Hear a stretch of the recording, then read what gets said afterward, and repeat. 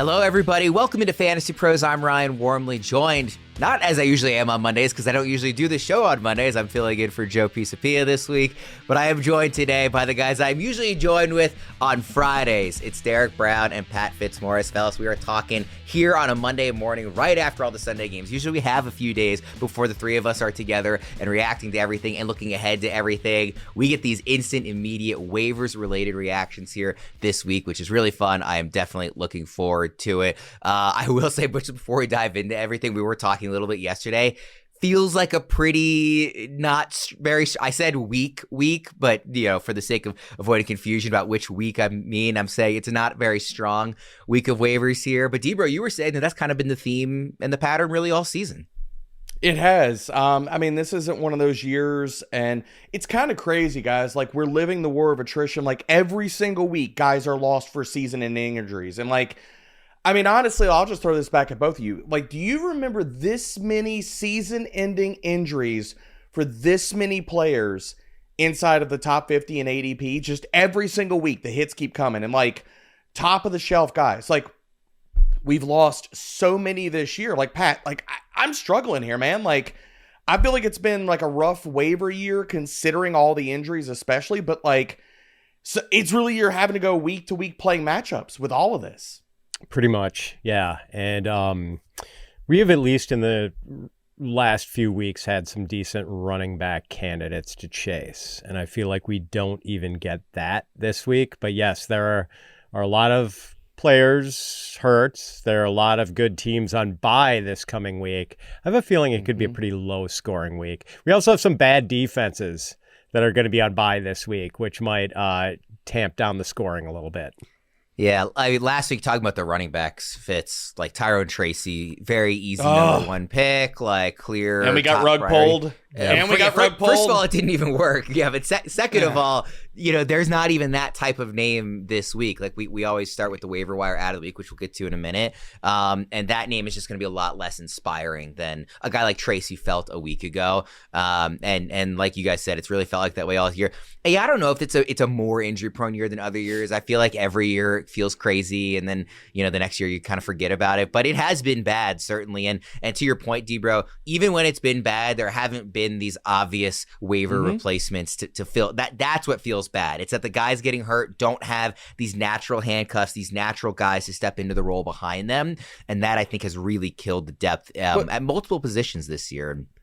To your point, though, Worm, I think the one thing, it's been exactly like you're talking about. I think what's really hurt all of this stuff and waiver wire pickups and the high upside guys that we've seen just pop in years past. I think more NFL teams are utilizing running back by committees, and more NFL teams are utilizing wide receiver by committees.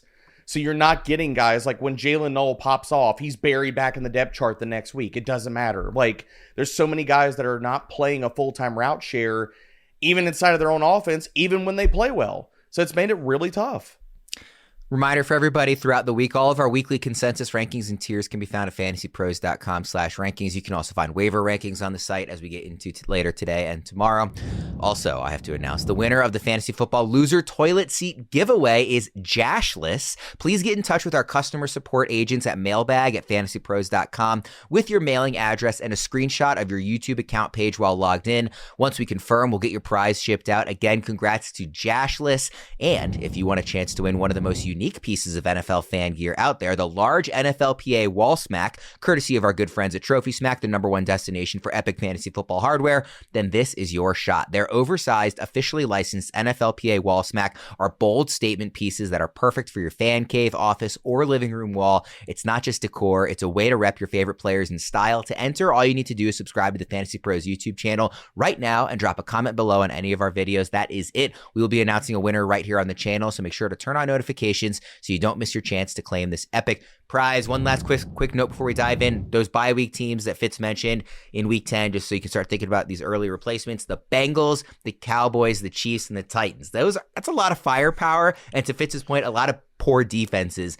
that we're going to be missing out on this week. So it's not quite by apocalypse with 6 teams on bye, it's just 4, but it's going to be a tough fantasy week with those teams on bye. So Again, that's Cincinnati, Dallas, Kansas City, and Tennessee. Let's get into the waiver wire ad of the week. You guys came up with Parker Washington, which is not the most inspiring name, as I alluded to, but it does make sense. Obviously, Travis Hunter, a surprise addition to IR going into the weekend. Brian Thomas Jr. getting banged up in this game as well. So there's an opportunity here. Maybe some question marks about the actual quality of player that we're recommending here, but sometimes, the opportunity is really all that matters. He is 26% rostered as of right now here on Monday morning. So Fitz, Parker Washington, why is he somebody that you see as a waiver wire ad of the week? You mentioned the injuries were Travis Hunter on IR. Brian Thomas Jr. picked up an ankle injury yesterday. De'Ami Brown sustained a concussion.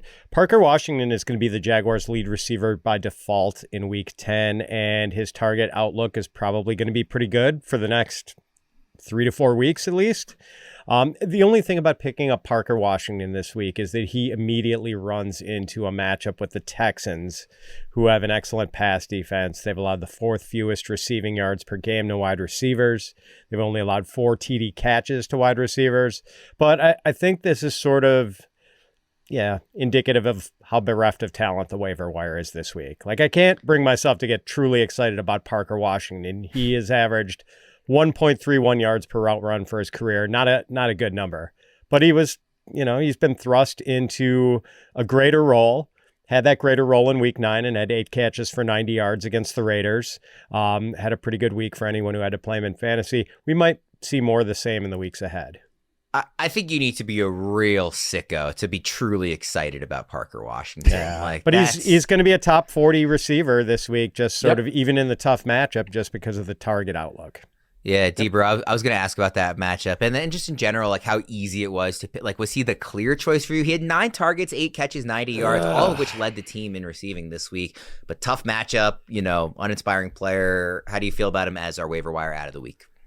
I mean, I feel okay. Again, I think this is just more of a reflection of the waiver wire this week. And I think and I want to be very clear about the waiver wire this week. We have some good options if you are looking to stream wide receiver or tight end for just this week. There are some interesting options. But if you're looking at a guy that's going to impact your lineup for the rest of the season or carry you down the stretch run to the fantasy playoffs, no, there's not that guy. And Parker Washington, he's the top pickup of the week because, like Fitzy outlined here, dude, I don't know when we see Brian Thomas Jr. back. De'Ami Brown concussed. He's definitely going to be out this week, most likely. And, it comes back to, he's a volume play. And even going back to not just this last game versus the Raiders, but before they went into the bye, he still got a 20% target share. He had 52 receiving yards in that game. Of course, the Raiders were a really solid matchup, so he posted the good stat line, but a 26% target share is going to play in any week, even though, like Fitzy outlined, it's even the next 3 weeks, the matchups are terrible, man. For perimeter wide receivers, the matchups are horrible. He gets the Texans, the Chargers, the Cardinals. If he keeps the role, then okay, you feel really good about it. After that, he gets the Titans and the Colts. So, I'm not going nuts to get Parker Washington. I think he's a 5 to 7% FAAB bid to go get him, and that might not get it done depending on what league you're in and all that kind of stuff. But I think he is the top guy for the week because, like Fitzy outlined too, just the volume outlook for him in this offense when there is nobody left. There's not a tight end of pass catching him note right now. I don't think Brenton Strange comes back this week. So he's going to sniff probably 8 to 10 targets. That's probably going to be his floor this week. And in PPR formats, hell, in every format, that's going to play up. He's probably a wide receiver 3. And I'm sure this is already kind of established when you guys are talking about the amount you're willing to bid. But just since I don't usually do this show, when you say 5 to 7%, do you mean of your initial budget or do you mean of what you have left? Based off of assuming you have $100 to start the based season. off your initial budget. Yeah. Okay. Yeah. Does that sound about right? Fits to you 5 to 7% for a guy like Washington? No one this week on waivers is worth a double-digit bid, in my opinion. No, agreed. Well, let's dive into some of the running backs here. And interestingly, basically all the names we have are guys that are currently in backup roles. You could talk about as a potential handcuff or just kind of the guy that we think would step into a larger role. Again, there's not as many true handcuffs as there used to be in the NFL, or at least it feels that way. But guys that would clearly have a bigger role. And some of these are also guys that could have a bigger role, not just for injury, but of course the NFL trade deadline is tomorrow. So this this is the area of the show where these are the names that the NFL trade deadline could really change things here in the next 28 or whatever, however many hours it is between now and that deadline. So I almost want to loop these guys together. It's Tank Bigsby, Isaiah Davis, Devin Singletary, Kenneth Gainwell. Because again, they all kind of fit into a similar category of the opportunity, that true opportunity has not presented itself really yet, but you can paint a picture, whether by a potential injury in a future week or by, of course, again, that trade deadline. You guys talked about Isaiah Davis on the show last week, like for that same reason with Breece Hall, things could change. So of that group, and again, it's Tank Bigsby, who of course is coming off the bye, but we know Saquon was a little banged up going into the bye. Isaiah Davis has the Breece Hall trade possibility stuff. Devin Singletary here, in New York has a better opportunity with Scadaboo out. Obviously, Tyrone Tracy not doing much. And then Kenneth Gainwell in Pittsburgh. So Fitz, I'll start with you. Of that group, is there one that you see as like a clear top choice of them? They're all in a similar range of roster percentage too, I should say. Tank Bigsby's 26%, Isaiah Davis 34%, Devin Singletary 28%, Kenneth Gainwell's the highest at 45%, but all in between about 25 and 45% roster. Do you have a favorite of that group? I actually do have a favorite. And I think like the Bigsby thing is really interesting because his value depends largely on Saquon Barkley's health this week, and I'm kind of a big advocate of Wednesday night waivers instead of Tuesday night waivers. I quite frankly think Tuesday night waivers is kind of stupid. There should be a cooling off day, and like Wednesday is a big injury day. Like we should get some basic injury information, because if Saquon Barkley practices business as usual Wednesday, Tank Bigsby is just a handcuff. And at least we know he's going to be the handcuff now. We were kind of vague on what that would look like earlier this year if anything happened to Saquon, because we had like this Will Shipley, A.J. Dillon combination, and then we had Bigsby sort of in cold storage for a while. He's the guy now. We saw him look really good in week 8. But if like Saquon doesn't practice on Wednesday, Tank Bigsby could potentially be pretty valuable. Not a great matchup against the Packers in week 10, but still, I mean, it's the lead guy in a really good offense with a really good offensive line. But to me, the guy I think could have the most potential value is Kenneth Gainwell. And I know he's more of a straight backup than a timeshare guy. Like Jaylen Warren is the Steelers' main man and Gainwell is a supporting player. But Steelers running backs are collectively pretty busy. They're averaging 21 carries and 7 targets a game this season. And Gainwell has more targets and catches than Warren. Gainwell already has 27 catches. He's on pace for a 50-catch season. But the real appeal here, Worm, is the Steelers' upcoming schedule. They play the Chargers in Week 10. Okay, not a great matchup. But after that, Bengals, Bears, Bills, Ravens, Dolphins. A 5-week stretch of run defenses ranging from iffy to flat-out bad. And Gainwell would only get a partial share of the workload against those teams, but I don't know, a partial share in those matchups for a running back who adds value as a pass catcher, not bad. That could give Gainwell flex value, and he would become massively valuable if anything happened to Jaylen Warren. DBro, what do you think? I mean, I know you were agreeing with Fitz when he mentioned Gainwell as his top guy. I know you guys talked about Tank Bigsby last week. I know you have been really high on Isaiah Davis as a stash really for multiple weeks now in anticipation of a potential Breece Hall move. So when you kind of look at all those different factors, it sounds like maybe Singletary wouldn't be your top choice. But of the other three, do you agree with Fitz on Gainwell, or would you go with Davis or Bigsby? Man, I think every one of these guys, it is contextual based off of what do you need for your team? What do you see for the outlook and stuff? Like Tank Bigsby, I can make you a case. Like if we fast forwarded to, and we already knew the injury stuff, and it was Wednesday and Thursday, like I am very much always grain of salt with injury stuff and injury reporting and things like that. Like everybody's like, and we were talking about this in Slack last night. It was like, okay, well, the team has all come out and said great things about Saquon Barkley. He could have gone back in the game. Dude, if you were watching that game, Saquon was not going to go back in that game. There was no way with the way he was moving. So the team going into the bye week, they didn't have to tell the media anything. They didn't have to tell the media, oh yeah, Saquon's actually really banged up. We're kind of worried if he plays the next game, even coming out of the bye. They're not going to say any of that. So practice reports are really going to be what tells the tale here.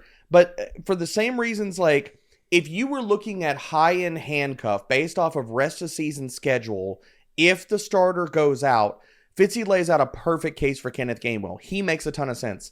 I can make the same case for Tank Bigsby. Like if you want to talk about like after week 10, so they get the Packers and then they get the Lions at week 11.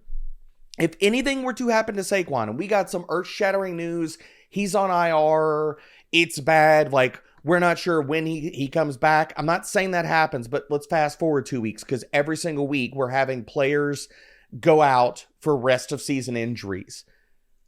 The schedule that the Eagles get from week 12 on, guys, they get Dallas, the Bears, the Chargers, the Raiders, the Commanders, the Bills, then the Commanders again in week 18. The same thing Fitzy just talked about for Kenneth Gainwell, and a run-out beautiful schedule, if anything were to happen, is the same thing I could present for you for Tank Bigsby. So both of those guys, it depends on, do you need a high-end handcuff stash right now?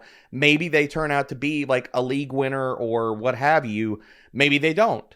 Or do you want to play depending on when your waivers run? Because, yeah, Isaiah Davis, if Breece Hall gets traded, and we knew that already, we flipped over the cards and said Breece Hall gets traded, you got Isaiah Davis sitting out there, grab him, he's a plug-and-play freaking RB2 if Breece is gone. And I think there's a 50-50 coin flip. Like, maybe I'm wrong on that, but I think he probably does get traded, and it's absolutely up in the air regardless of whatever the Jets say in the media. Like, some of that can be posturing the teams saying, all right, you offered us a fifth, we're not taking that. We want a fourth. We want a third. Whatever that looks like. So some of that is just posturing in the media versus what the team tells you and the reality of what the situations are in those rooms. So those guys are all high-end value. And Devin Singletary, if you wanted the best run out of what a guy could be if he takes over the backfield. Like Tyrone Tracy, yeah, we got rug pulled, fam. We got rug pulled by Brian Daboll. He was not the clear workhorse. He didn't get that rollback. That's not what happened. So Devin Singletary, if you want a guy that, look, last week for the Giants, Devin Singletary played more snaps than Tyrone Tracy. He ran only 4 fewer routes. He got 2 fewer targets, but again, going back to the routes, but he led the team in carries. So, like, would we be that shocked that Devin Singletary usurps and takes more of the role away from Tyrone Tracy moving forward? None of us should be. I mean, Devin Singletary is a trusted guy for Brian Daboll. The schedule, they get the Bears, the Packers, the Lions, the Patriots. 3 of those 4 run defenses aren't great, but then they get the Commanders and the Vikings. Like, Singletary, if he were to get 60% of this backfield, would be in that low-end RB2, high-end RB3 conversation. Just depends on whether he scores a touchdown that week or not. So this bucket of guys, it depends on how much you want to risk, how much upside chasing you are, and what do you need for your team versus like long-term plays. So it really, it's contextual based off of your team and the need. Just to add about Isaiah Davis real quick, the trade deadline is going to pass before we have to get our waiver claims in. So we're going to know, and obviously he vaults to the top if Breece Hall gets traded. If Breece Hall doesn't get traded, I mean, he's a handcuff back in a bad offense, and I'm not going to be that interested. Yep, agreed. Is it, you know, if Parker Washington's 5 to 7%, are these guys like 3 to 4% FAAB that you're looking to spend? Maybe an extra $1 or $2 from your FAAB if you are the Saquon owner to get Tank Bigsby and make sure you've got the handcuff, but in that kind of 3 to 4% range. Does that sound right, guys? Yeah, I like sowing seeds at running back that could grow and flower into something. Like Gainwell is a guy I'm going to be putting in like $3 or $4 bids on this week in multiple leagues to hope that maybe something happens, and with all these good matchups ahead. I mean, I'm not saying I'm hoping for a Jalen Warren injury, but this is a guy who his value I think is going to be kind of obscured in week 10, but then when these good matchups start popping up for the next 4 or 5 weeks after that, we're going to see the value. Yeah, so I agree with Fitzy, and the other part about that is if you have a team that where you're a rock solid at RB1, but you've been mixing and matching RB2, like you played Rachaad White for a few weeks and stuff like that, and now you're like, I don't know what I'm going to do at RB2. This is a situation where if you have the bench space, you just spray the board. You put in like 2 to 4% bids on multiple guys. If you hit Yahtzee on 1 or maybe 2 of them, then you are set at RB2. Well, to make bench space, you have to drop some guys, and we've got a few names written down, and there's a big one right at the top of the list. I'm not sure which one of you two added this one to the sheet. So, we agree on this one. Okay, so you guys agree.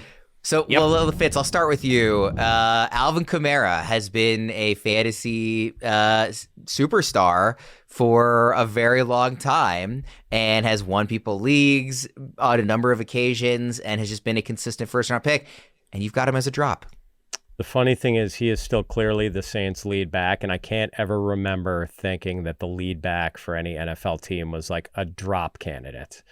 But Kamara, yesterday, 17 yards from scrimmage and lost a fumble. He had 0.2 half-point PPR fantasy points. Since week 3, Kamara has averaged 6.1 half-point PPR fantasy points per game. Hasn't scored a touchdown since week 1. He's only had one game this season with more than 18 receiving yards, which is kind of unfathomable for Alvin Kamara.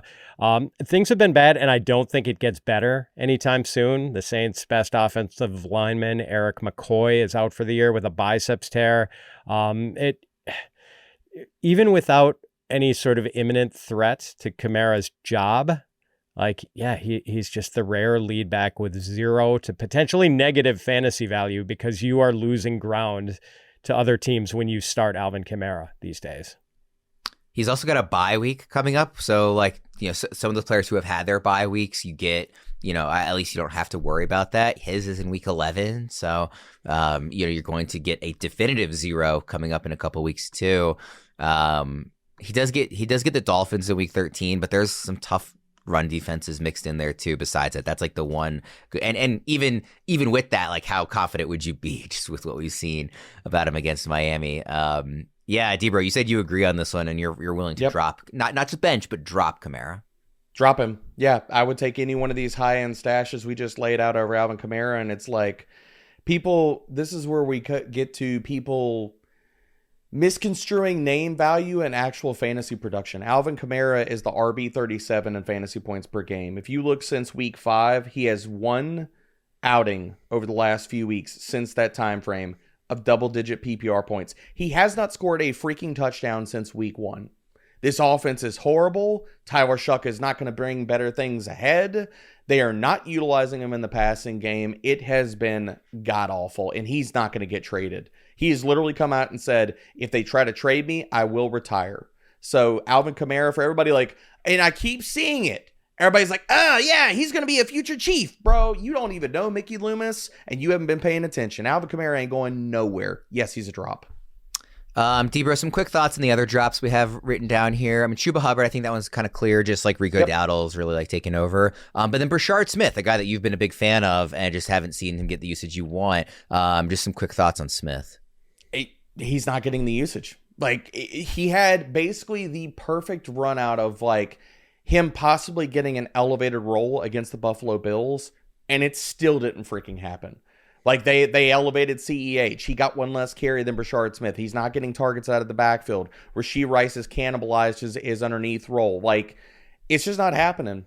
It's just not happening. And I think now more than ever, I believe the Kansas City Chiefs will trade for a running back. They're all seeing the same. They got the conversations inside of those war rooms. They have to understand too the same thing we understand.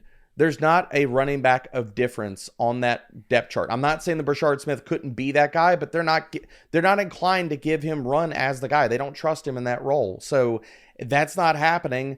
And I think you're just looking at why am I holding this guy? If he's not getting the run, it's just based off of hope at this point and not actual opportunity or the team telling us anything differently. Today's show is brought to you by our new presenting sponsor, Hard Rock Bet. If you're listening to this podcast, you're probably deep in the stats, injury reports, and matchups. On Hard Rock Bet, you can put your fantasy football knowledge to the test. Try your first bet on Hard Rock Bet today. Just place a $5 bet, and if it hits, you get not only your winnings, but $150 in extra bonus bets. And if you're looking for an edge before you lock in, check out the Hard Rock Bet Stats Hub. It's loaded with trends, streaks, and stats to help guide your picks. Numbers don't lie, and neither does the data in there. Check out the Stats Hub now. Get the edge and bet with confidence. The Hard Rock Bet Sportsbook app is the only legal sportsbook for whenever you're in Florida, and it's also live in Arizona, Ohio, New Jersey, Indiana, Tennessee, Virginia, Illinois, and Colorado, coming soon to more states too. Plus, Hard Rock Bet offers new promos every single day, so whenever you're listening, just open the app and check out what you've got any day of the week. Download the Hard Rock Bet app and make your first deposit. Fitz, let's get into the wide receivers. Let's start with a guy that you were very high on going into week 9, and that's Alec Pierce, 27% rostered on Sleeper. How much would you be willing to spend to add Pierce to your team? If I had a need at wide receiver this week, I would maybe be willing to spend 6 or 7% for him. And this is, I can't take credit. DBro kind of gave me the answer key to Alec Pierce. Like, he was all over Alec Pierce's matchup against the Steelers. And Pierce had 6 catches for 119 yards. But like, that's not normally the sort of production I would chase, like, because Alec Pierce benefited from the coverage matchup. But DBro, now he gets the Falcons. You like that matchup too, don't you? Dude, I mean, what did I say last week, Fitzy? Alec Pierce is going to be the next Troy Franklin. I said it last week. People can cut it, look at it. Like, this could be the next upcoming Troy Franklin of flex opportunities. It's Alec Pierce versus single high coverage. Like I said, you needed to start him last week because Pittsburgh ran a top 5 rate of single high, and the same thing's true this week, Fitzy. Like, Alec Pierce walked into last week's games with a 29.5% target share, 4.3 yards per route run, and the 33% first read share against single high.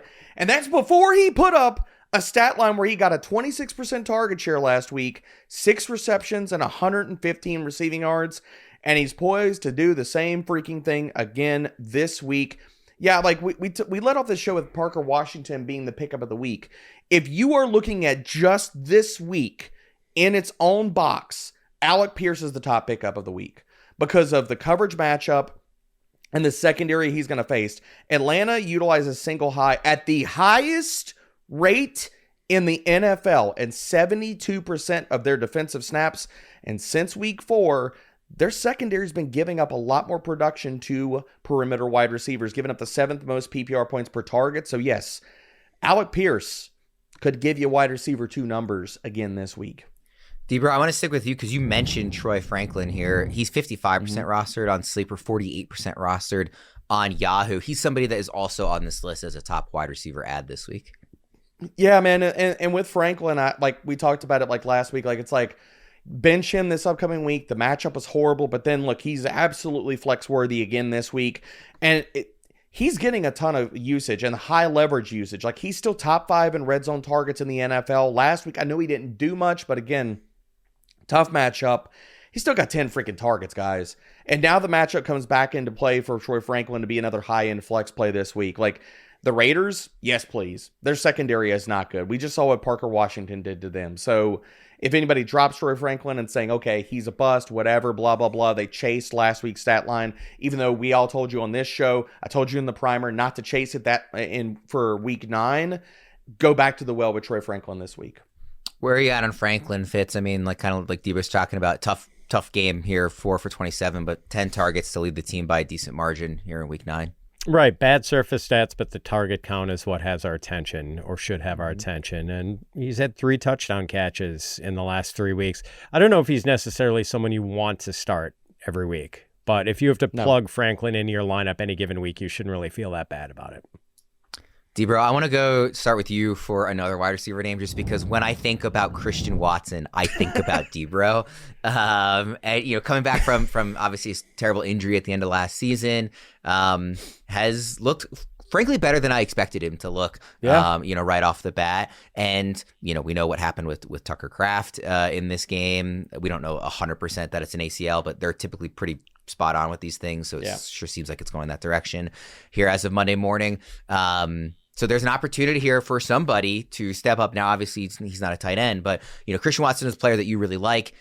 Fitz, I'm not even going to get into like what's going on with this offense in general. So like, best of luck trying to figure out the Packers. You'll notice I didn't mention the game at the top of the show because I consider you a close personal friend. But maybe in some capacity here, DBro, there's an opportunity in this offense, and you are the Christian Watson guy. I mean, there is massive opportunity in this offense. And yeah, we just talked about the unfortunate injury to Tucker Kraft. Matthew Golden also got knocked out of last week's game with a shoulder injury. So, I mean, Watson, it's the usage, it's the opportunity, it's the avenue to ascend in the offense considering what's going on around him.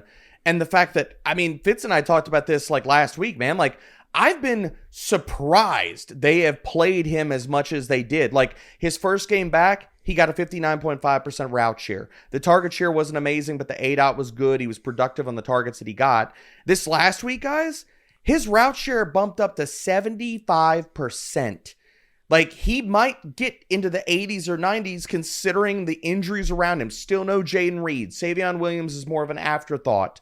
Luke Musgrave, I don't think, steps into a massive target share. And the matchups, the reason we're not talking about him, even in streamers, is the matchups for tight ends aren't great over the next few weeks. So I think you're looking at Christian Watson. Yeah, dude, like, he could have some ceiling games in these upcoming matchups. Like, do I want to play him in the versus the Eagles? No, I don't want to do that. But against the Giants and the Vikings in the next 2 weeks after that, who've given up the 12th most and the most PPR points per target to perimeter wide receivers since week 4?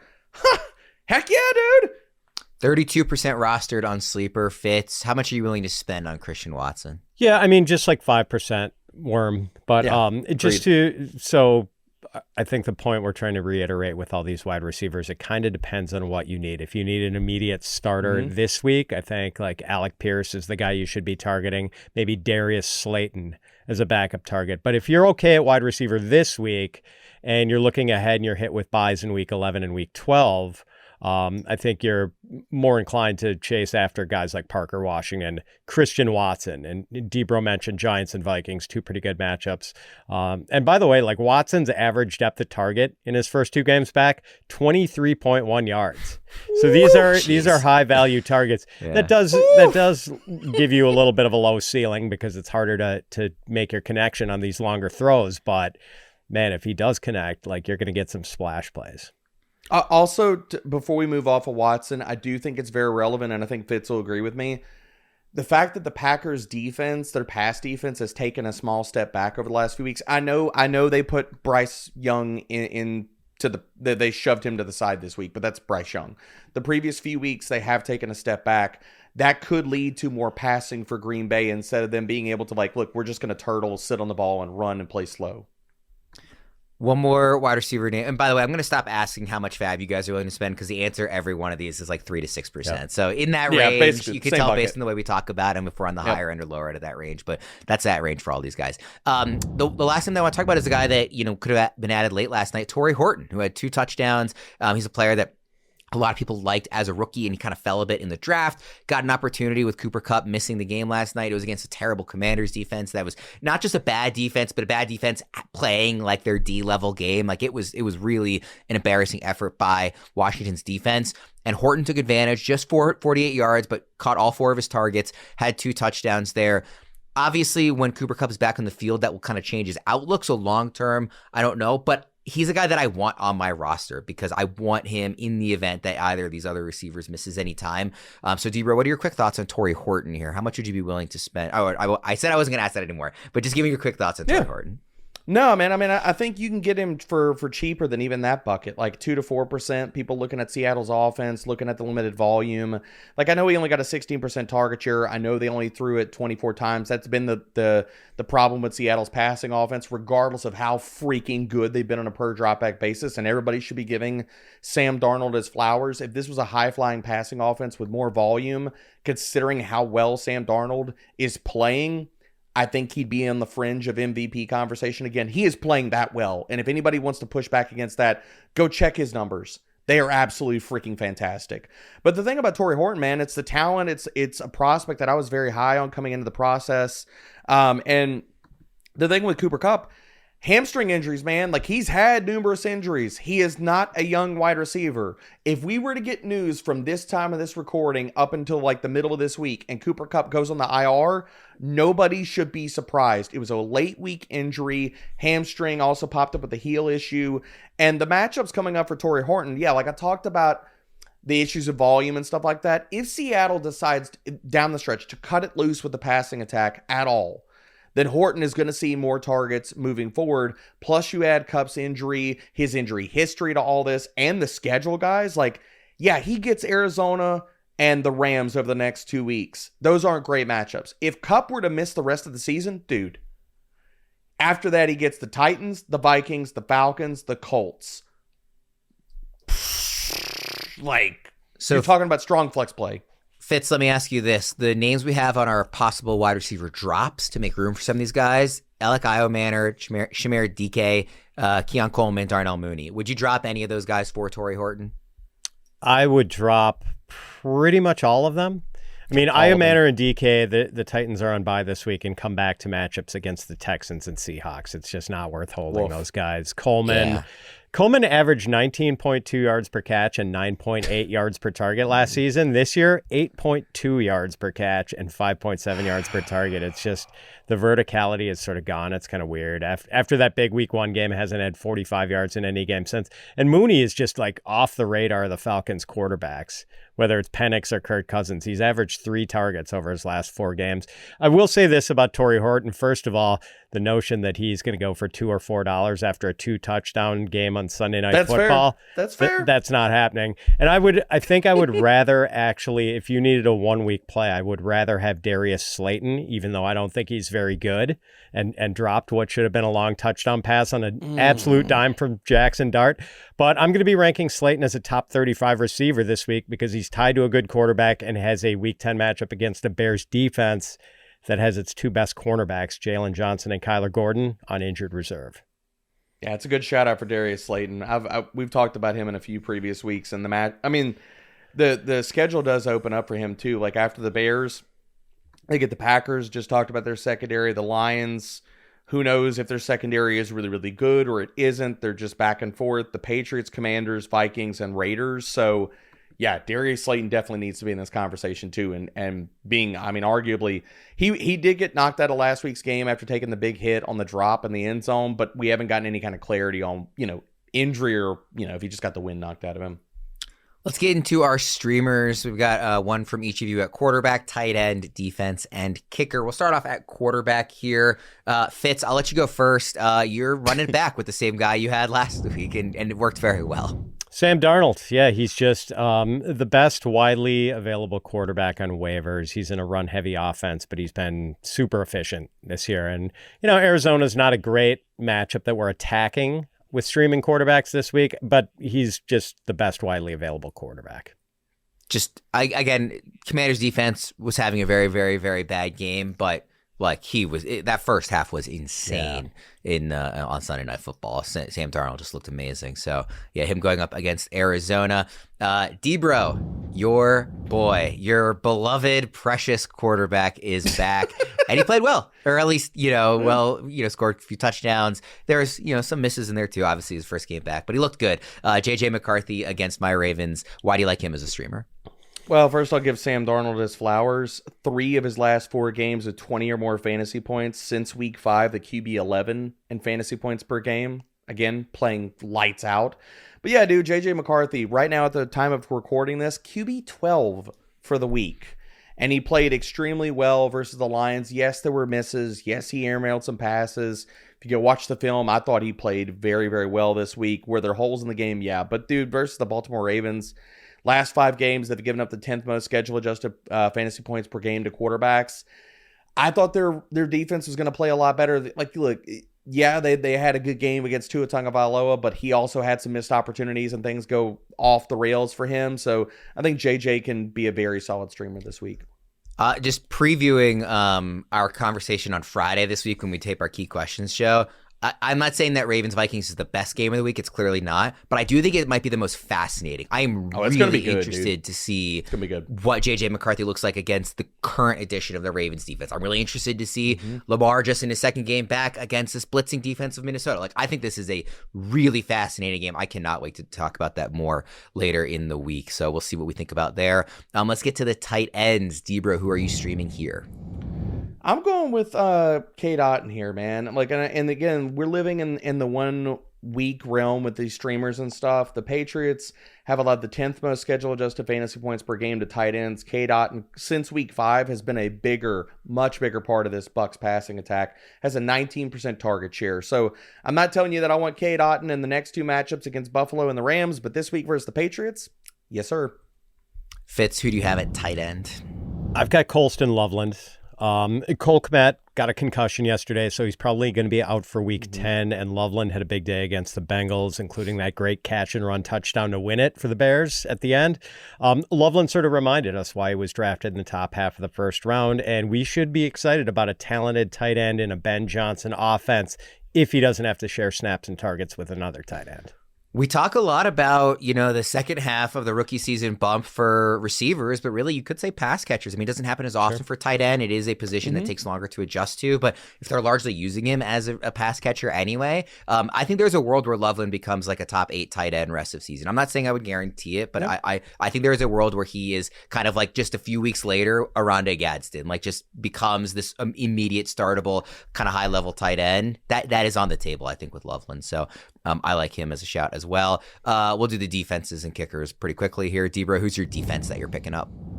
This is easy, man. I can't believe they're under 50%. The Buffalo Bills versus the freaking Dolphins. It just, whatever you want to talk about. Dolphins are meh. Buffalo's defense looked a lot better versus KC. Any narrative works here. So DBro's taking the team facing the Dolphins. Fitz, you're taking the team that just faced the Dolphins. Yeah, you're Ravens, Worm. And even though J.J. McCarthy did make some plays in that win over the Lions, he's thrown 4 interceptions and been sacked 14 times in his 3 NFL starts. And the Minnesota offensive line is kind of an injury-riddled mess right now. So, yeah, I think the Ravens are a good streamer. And Jordan Mason can't pass protect to save his life. Yeah. The Ravens can't rush the passer to save their lives, but maybe that changes with the NFL trade deadline this week and they get somebody in there. Who knows? We'll find out. Kicker, Fitz, who are you? I can't believe we even do kickers on the show, by the way, but who are you streaming at kicker? Yeah, Cairo Santos is on kind of a heater for the Bears. 19, 11, and 11 fantasy points in his last 3 games.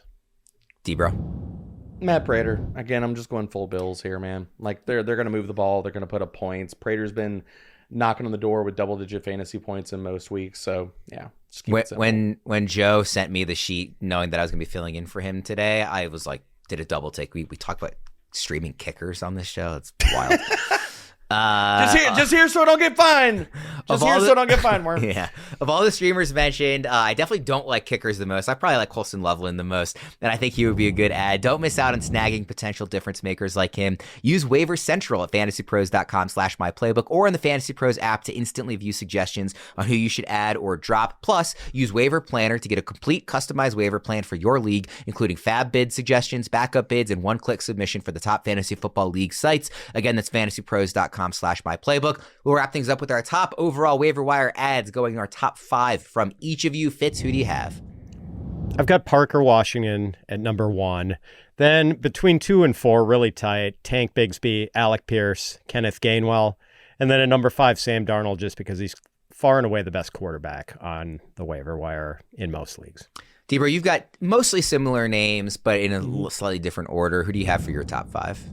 Yeah, and all this comes down to need. Like, if you were to tell me you wanted to bump Sam Darnold because you just lost Jaden Daniels possibly for the rest of the season, I wouldn't push back about anything. Same thing with if you have a tight end need, running back, wide receiver, what have you. So all this is contextual, but my top 5 are Parker Washington at 1, Alec Pierce number 2, Tank number 3, Christian Watson is 4, and Kenneth Gainwell, baby, that schedule is sexy, number 5.